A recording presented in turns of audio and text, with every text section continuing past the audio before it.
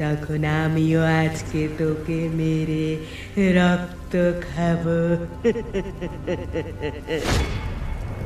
দিদিমণি, এবারের মতো ক্ষমা করে দিন। আমার যদি কিছু হয়ে যায় তাহলে আপনাকে আর কেউ কাঁচা মুরগি খাওয়াতে পারবে না। দয়া করে এবারের মতো ক্ষমা করে দিন, এবারের মতো ছেড়ে দিন। কোথায় কোথায় আমার মুরগি? আমাকে তাড়াতাড়ি দে, দে। বাবু, বাবু তাড়াতাড়ি দিদিমণির হাতে মুরগি দুটো ধরিয়ে দিন, না হলে আমাকে মেরে ফেলবে বাবু। খা মা, খা, পেট ভরে খা। আমাদের আর কোনো দিন এরকম ভুল হবে না।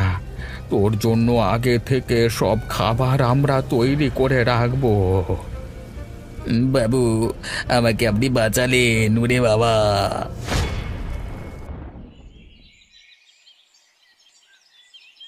হ্যাঁ গো, তোমার ছোট ভাই সম্পর্কে এবার তোমরা কিছু ভাবনা চিন্তা করো। কেন গো বৌদি, আমার সম্বন্ধে আবার কি ভাবনা চিন্তা করবে? তোমার বয়স হচ্ছে তো, এবার তো তোমার বিয়ে দিতে হবে। হ্যাঁ গিন্নি, তুমি ঠিকই বলেছ। এবার ভাইয়ের জন্য আমাদের একটা মেয়ে দেখতে হবে। হ্যাঁ দাদা, এই কদিন আর আইবুড়ো থাকবে গো। আমাদের ঘরে ছোট গিন্নি আসুক, আমাদের ঘরটা সমৃদ্ধ হোক। ঠিকই বলেছিস। তাহলে দেখ দেখি একটা মেয়ের সন্ধান করে, যদি সেরকম পেয়ে যাই তাহলে তাড়াতাড়ি বিয়েটা লাগিয়ে দেব।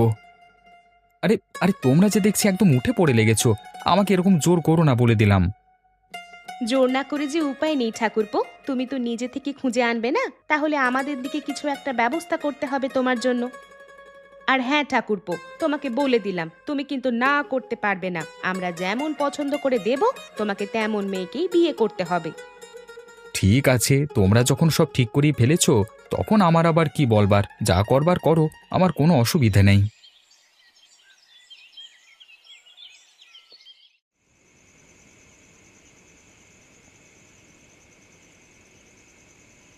বাবু, বাবু আমার সঙ্গে তাড়াতাড়ি চলুন একবার, খুব দরকার আছে বাবু। কি হলো নগেন? কোথাও কিছু হয়েছে নাকি? কারোর কিছু ক্ষতি হলো না তো? নীলিমা কোথায়? দিদিমণিকে আমি ঘর বন্ধ করে রেখে এসেছি, সন্ধে হতেই আমি এই কাজটা করি আগে।